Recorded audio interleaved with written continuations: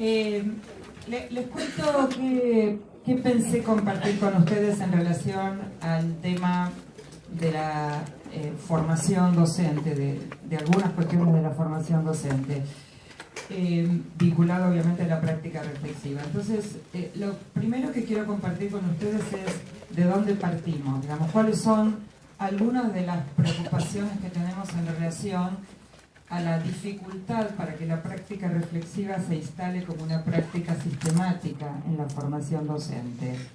Y entonces tomé 5 ideas, en realidad hay muchas más, pero me parece que hay 5 que son nodales en distintos estudios e investigaciones acerca de la dificultad de establecer la práctica reflexiva. La primera, que algo se habló ayer en las distintas ponencias, que es la fuerza de las creencias, la fuerza de lo intuitivo, de aquellas cuestiones que uno recupera o recuerda como estudiante. Y en ese... Perdón, me cambio de micrófono porque lo voy a tirar y voy a... Claro, me siento atrapada, como el título, me siento atrapada. La fuerza que tiene, digamos, las creencias previas y las experiencias como estudiante, que funcionan, digamos, como una especie de tracción para que la práctica reflexiva no se instale. La segunda, la falta de hábito.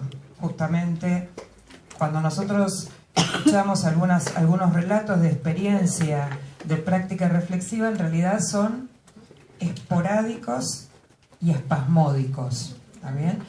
A veces sí, a veces no, una vez en el año, 3 veces en el año, si me sobra tiempo, si llueve, si no. Entonces, no hay un hábito sistemático de práctica reflexiva, y también hay ausencia de modelos, porque una de las cosas que nos enseña, digamos, la práctica reflexiva es que necesitamos modelizar, necesitamos mostrar cómo se hace una práctica reflexiva, y en general eso no sucede, digamos, en aras de respetar a rajatablas ideas mal entendidas del constructivismo. Es que, bueno, uno le dice a los alumnos, piensen, y la imagen es la de Rodin, vieron, sentado así pensando, y uno diría, ¿en qué tengo que pensar? ¿Cómo tengo que hacer para pensar? ¿Para qué voy a hacer este ejercicio de pensamiento? La tercera, las miradas prejuiciosas, estereotipadas, en el sentido que la docencia para muchos, y sobre todo en el nivel superior, no necesita de ninguna formación pedagógica. Entonces basta saber la disciplina, y entonces si yo sé la disciplina, ¿para qué tendría que reflexionar acerca de mi rol docente si yo lo que tengo que hacer es transmitir un contenido disciplinario? La cuarta, la baja tolerancia a la incertidumbre y la espera. Y la práctica reflexiva, entendida desde su profundidad, genera incertidumbre, genera dudas, genera preguntas que no necesariamente tienen respuesta. Y entonces, bueno, si uno tiene una tendencia más a buscar certezas y buscar respuestas, generar estos espacios de práctica reflexiva desde una mirada de la complejidad o de la incertidumbre, no todo el mundo quiere, no todo el mundo está cómodo con esa situación, ¿no? Y por último, digo no por último porque sea lo menos importante, pero las condiciones de trabajo, por lo menos en nuestro país y en algunos otros de la región, donde la pregunta siempre es cuándo un docente tiene tiempo, efectivamente, de hacer una práctica reflexiva, si corre de una escuela a otra, o de una universidad a otra, o de un trabajo a otro. Y esto atenta contra la posibilidad de formalizar y establecer una práctica reflexiva. Entonces, a partir de estos atrapados sin salida, pensé en 10 pistas, 10 orientaciones, si uno pudiera incidir y decidir en modos de hacer formación docente o formación profesional desde el enfoque de la práctica reflexiva. Estas son las 10 y la idea es que voy a desarrollar cada una de estas 10, poner sobre la mesa, juntas pero no revueltas, de afuera hacia adentro, enseñar para transferir, incidentes críticos, metaanálisis, guiar la reflexión, narrativas, mapas mentales y la generación de una cultura de la reflexión. Poner sobre la mesa. Disculpen que es temprano y puede generar alguna invitación al desayuno, pero ¿por qué poner sobre la mesa? Porque una de las cuestiones que debemos primero definir es qué entendemos por práctica reflexiva. Y poner sobre la mesa quiere decir definir desde distintos marcos teóricos, pero al cual uno adhiere, desde qué perspectiva voy a definir la práctica reflexiva. Y algunas ideas que pensé, miren, cuando uno piensa en la práctica reflexiva, en la reflexión, implica tomar riesgos de ligar, de relacionar fenómenos que no tienen ninguna relación. ¿Está bien? Y este es un ejercicio de la práctica reflexiva. Cómo relaciono cosas que aparentemente, ¿no?, algo que pasa en el aula con algo que yo estoy enseñando, tendrá algo que ver, la respuesta de mis alumnos, la respuesta de los formadores. La segunda idea es que cuando nosotros reflexionamos intentamos percibir lo diverso.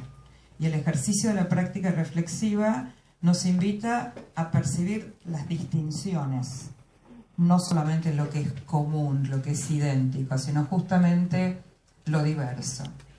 Tercero, poner en cuestión las ideas más sólidas, ¿no? Un poco ayer se habló de esto, ¿no? Cómo volver a pensar cuestiones que uno las da por hecho, que los supuestos que creemos en ellos, que nos han formado. Bueno, cómo poner en cuestión estas ideas.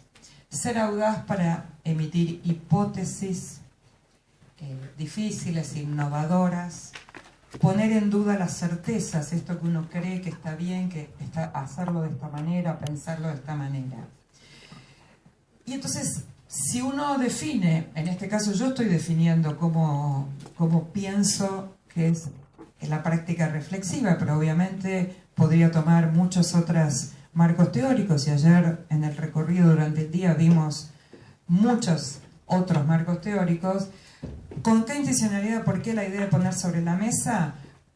Por esto que también Alicia, Ángeles, Adriana, Andrea fueron planteando ayer, que las teorías personales necesitan ser reveladas, necesitan ser puestas sobre la mesa, comparadas, pensadas para poder explicitar esto que uno tiene incorporado de toda su formación. Ayer en un momento decía Andrea, bueno, uno tiene mucha experiencia como estudiante, y esa experiencia como estudiante uno la lleva al campo de la formación, y uno la lleva después al campo del ejercicio de la profesión, en particular de la docencia, que digo que es bastante particular porque no hay otras profesiones de las cuales uno haya sido estudiante y haya experimentado eso durante muchísimos años. O sea, si uno es cirujano, no es porque durante 17 años de su vida fue operado de distintas, ¿no? Bueno, lo mismo con la arquitectura, con la ingeniería, pero con la docencia pasa esto. Uno fue alumno del sistema y tiene mucho recorrido y mucho trayecto como alumno, como estudiante, y además ha tenido muchos modelos docentes, ¿no? Y eso forma parte de estas teorías, creencias personales que necesitamos que en la formación, esto sea recuperado. Y eso generalmente ocupa bastante poco espacio en cualquier proyecto de formación, en particular, digo en este caso, de la docencia. Juro que en mi computadora los renglones estaban en su lugar, pero... La segunda pista, la segunda orientación se llama juntas pero no revueltas. Y tiene que ver con la idea de la relación entre la teoría y la práctica, ¿no? Si ustedes ven esta imagen tan bonita de la biblioteca, ¿no?, entregando teoría, Y digamos, en esta idea nos preocupan dos cuestiones. Uno, desde la formación docente, cómo integramos, cómo relacionamos partes o áreas o materias que están sueltas por un lado, pero también de lo mucho que se habló ayer, cómo integramos pensamientos, pero también sentimientos que nos provocan estos procesos de formación, necesidades, ideales. En la formación docente, ¿cuánto trabajo hay sobre el docente que uno desearía ser? Discutiéndolo, no solamente en términos de deseo, sino, bueno, ¿qué docente quiero ser? ¿Y de dónde sale este deseo? O sea, de un ideal, de la utopía, de la docencia, sale de los modelos, de mi historia. Y por otro lado, ¿cómo pongo en acción competencias, capacidades, habilidades, como en cada país los quieran denominar, que estén por encima del pensamiento técnico, por encima del qué hago en el aula, o qué hago en mi formación de enfermeros, o qué hago en cualquier profesión? Y cómo entonces articulo, digamos, esa teoría y esa práctica, atendiendo algunas dimensiones que no son solamente la dimensión del conocimiento, sino la dimensión ética, esta discusión que tenemos si toda enseñanza es moralmente buena, ¿no? Si enseñar, ¿no? Como con muchos de ustedes hemos conversado en alguna oportunidad, enseñar a robar puede ser exitoso en términos de enseñanza. La pregunta es si es moralmente bueno, ¿no? Y entonces, bueno, una discusión acerca de las dimensiones éticas y, por supuesto, desde una mirada crítica y transformadora. ¿Cómo hacemos para que esta mirada sea una mirada que nos ponga en cuestión los modelos de enseñanza? Y todo esto lo estoy diciendo pensando en la formación, no en el momento que uno ejerce la docencia. La tercera orientación dice de afuera hacia adentro y tiene que ver con un modelo interesante que plantea Cortagen, que es el modelo de las capas de cebolla que él plantea. Y de las cosas que él dice y de las investigaciones que ha mostrado, él dice, fíjense, cómo ir de afuera hacia adentro, cómo ir en la formación pensando en el medio ambiente, en el contexto, uno podría decir el contexto de la escuela como institución, el país en el que uno vive, el tipo de institución en el que uno se está formando, para ir después entrando, ¿no?, al comportamiento del docente en el marco escolar, o sea, qué se espera, cuál es la expectativa de un docente adentro ya de la escuela, cuáles son las competencias que tienen y que hay que desarrollar, cómo trabajar sobre las creencias, cómo trabajar sobre la construcción de la identidad de la profesión y cómo ayudar a construir sentido. Esas preguntas que son más filosóficas, más del interior de cada uno, de cuál es el sentido que le doy a mi vida profesional. Cuando Cortagen trabaja con esta idea de las capas de cebolla y hace una investigación y recuperando un poco sobre qué cuestiones los docentes, los futuros docentes, hablan más o manifiestan inicialmente preocupación, son sobre las dos azules, ¿no? Sobre el contexto y sobre qué tengo que hacer cuando sea docente, ¿no? Y que de las verdes, digamos, hay poco trabajo en la formación docente, que son finalmente las que más fuertemente inciden en el modo en que uno va a ejercer su profesión, ¿no? Las verdes. Bueno, y son de las que menos, ¿no?, en una investigación bastante importante que hace con muchos estudiantes y docentes en formación. La cuarta pista decía enseñar para transferir. Y una de las cosas que, sobre todo hoy, que hay mucha discusión en los diseños curriculares por competencias, por capacidades, por habilidades, cómo contribuir a desarrollar una práctica, hábitos de práctica reflexiva, no solamente para el futuro docente, sino pensando en que ese docente pueda generar hábitos de pensamiento a sus estudiantes. Y es muy difícil que genere hábitos de pensamiento en los estudiantes si él mismo no pasa por un proceso de una práctica reflexiva que le permita que ese ejercicio lo pueda pensar sobre sus propios estudiantes. La quinta pista tiene que ver con incidentes críticos, y eso a la tarde hay uno de los talleres que va a trabajar particularmente sobre incidentes críticos, pero es un dispositivo interesante que permite, fíjese, tres cosas, y esto, digamos, la mayoría de los autores que trabajan con incidentes críticos destaca estas tres ideas: el deseo del futuro docente de examinar sus propias creencias, el significado de la reflexión compartida, y lo que se necesita, digamos, lo que sería requerido para reflexionar sobre aspectos desde diferentes perspectivas. La idea de mirar una clase, por ejemplo, mirar una estrategia de enseñanza desde distintas perspectivas, de distintos marcos teóricos, desde cómo lo vive un alumno esto, cómo lo piensa un docente, qué piensa la institución del uso de determinadas estrategias de enseñanza. La pista 6 tiene que ver con el meta-análisis de las clases que se ofrecen durante la formación. No mirar una clase de otro docente, sino cuando un docente en procesos de formación está enseñando, poder habituar a los estudiantes a hacer un ejercicio de análisis de la propia clase que estamos dando nosotros. ¿Está bien? Y eso se hace poco. Uno trae un video, muestra la clase de otro, pero trabajar con los estudiantes, el análisis de qué decisiones estoy tomando yo cuando estoy dando esta clase. Porque esa es una clase en vivo y en directo, no es la clase de otro, es la clase que yo, que soy formadora, estoy dándole a mis estudiantes. Y entonces, ¿cómo recuperar ese ejercicio de metaanálisis de la clase como una práctica reflexiva en los procesos de formación?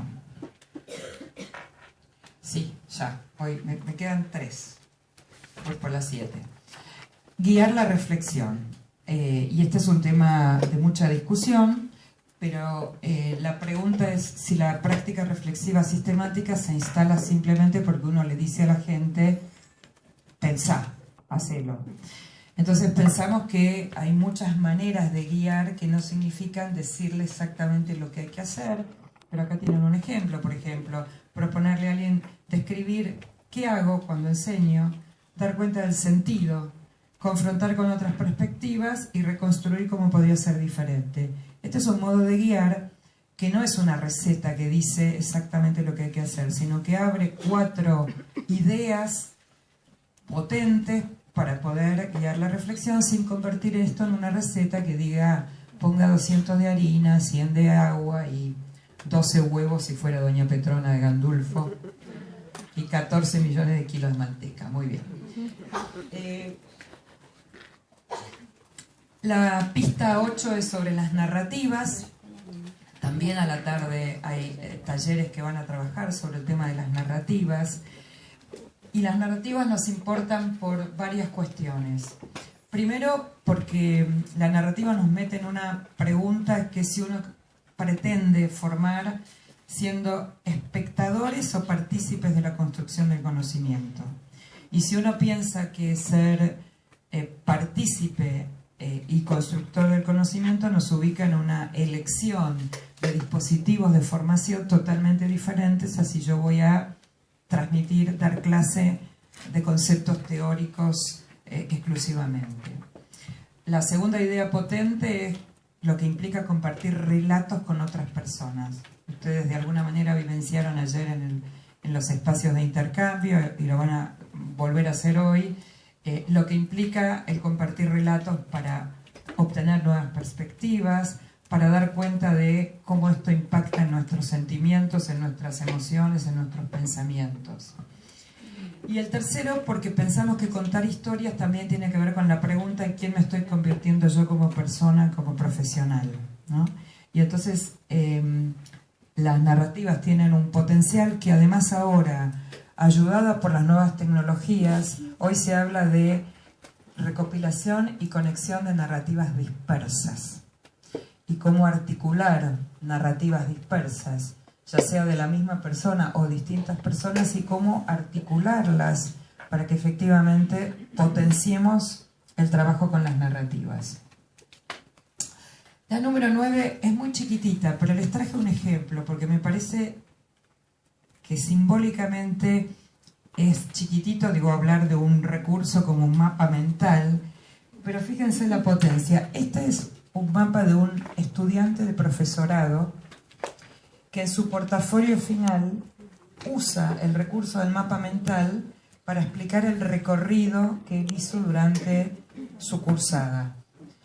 No lo pueden leer cuando esté colgado, vale la pena detenerse, pero fíjense, ¿no? Él con este mapa mental hizo una práctica reflexiva de lo que fue su trayecto a lo largo del profesorado. Matemáticas. Uno lo usa como un ejercicio alguna vez que le dice hace un mapa conceptual, pero entendido y pensado que este recurso acompañe la trayectoria, nosotros lo convertimos en un dispositivo de práctica reflexiva. Para cerrar, la idea de cómo generamos una cultura de práctica reflexiva, ¿no? Y no sé si alcanzan a ver la imagen de la derecha, ¿no? Una boca y una oreja. Necesitamos hablar y necesitamos escuchar para formar una práctica reflexiva, además de pensar. Y entonces 3 ideas en relación con esta cultura reflexiva. Uno es que solo podemos nosotros incorporar este concepto de hábitus profesional si forma parte de manera troncal de cualquier proceso de formación. Si es una materia más de práctica reflexiva, no tiene ningún impacto en la formación en términos de lo que queremos pensar como modelo de formación.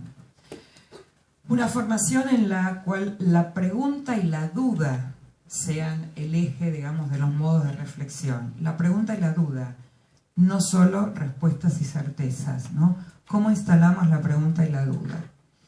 Y la tercera idea, que es una idea muy linda que Inés Dussel plantea en uno de sus textos, cómo formamos a los docentes o a los profesionales para habitar el espacio en el que van a trabajar.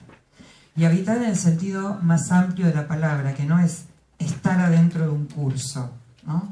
Habitar en términos de apropiarse, habitar en términos de alojar a la mayor cantidad, a todos los alumnos que tenemos en nuestras aulas. Y quería terminar con un pedacito de un texto que un alumno escribe en su proceso de formación, y dice que él recupera un texto, porque quiero agregarle, digamos, la idea de que nosotros pensamos obviamente con base de conocimientos, y Alicia ayer lo dijo con bastante claridad y profundidad. Entonces, quiero cerrar con un ejemplo de un estudiante que toma para su práctica reflexiva parte de un texto que leyó. Está bien que no es simplemente solo hablar de sus creencias y demás. Y dice, este fue uno de los textos, el texto Revivir las aulas de Axel Rivas, que más me impactó durante la cursada del profesorado. En él pude no solo identificarme, sino que reflexionar sobre muchos aspectos de mi calidad como docente. Realmente me sirvió para pensar sobre mi actividad diaria frente a los alumnos y si estoy aportando con mi ejemplo el granito de arena necesario que impulse una reforma positiva en la forma de enseñar en las aulas. Es decir, ¿realmente contribuyo a revivir las aulas? ¿No? Él toma este concepto de revivir las aulas de Axel y se lo apropia y se hace preguntas sobre este texto. En fe de lo cual con frecuencia, mínimo una vez por semana, en general luego del cierre de cada semana de clase, me hago alguna de las siguientes preguntas. ¿Contribuye en alguna forma al desarrollo de las fortalezas de alguno de mis alumnos? Es decir, me pregunto si alguna de mis actividades reforzó en algún alumno su capacidad de aprendizaje. si logré disparar algo dentro de él o ella que lo impulsara a querer aprender algo más sobre la lengua, sobre algún tema en particular tratado esta semana. La segunda pregunta, ¿contribuí a fortalecer los lazos entre mis alumnos para que funcionen como equipo, respetándose mutuamente? ¿O más bien, aunque así no lo quisiera, fomenté la competencia poco sana? Tercero, el esfuerzo que realizo por enseñarles las claves del aprendizaje de la lengua mediante distintos métodos. ¿Están encontrando su lugar en los alumnos o siento que no logro avanzar en dicho aspecto y que simplemente esperan que el conocimiento entre en ellos de forma mágica? Aunque reconozco que el verdadero aprendizaje se logra con el correr del tiempo, ¿propicio el ambiente adecuado para que esto se dé? Bueno, este es para nosotros un excelente ejemplo de cómo alguien va pensando a medida que se va formando. Y va pensando y va conectando sus pensamientos con los textos, o sea, no simplemente son preguntas de filosofía de mi profesión, sino a partir justamente de lo que le disparó a él un texto. Para cerrar les dejo dos frases que me parece que nos hacen pensar. Si buscas resultados diferentes, dice Einstein, no hagas siempre lo mismo. Y la última, y ya me voy antes que me eche Graciela, de Mark Twain, dentro de 20 años te sentirás más defraudado por las cosas que no llegaste a hacer que por las que realmente hiciste. Así que arriésgate, navega lejos de los puertos seguros, explora, descubre. A eso los invitamos. Muchas gracias.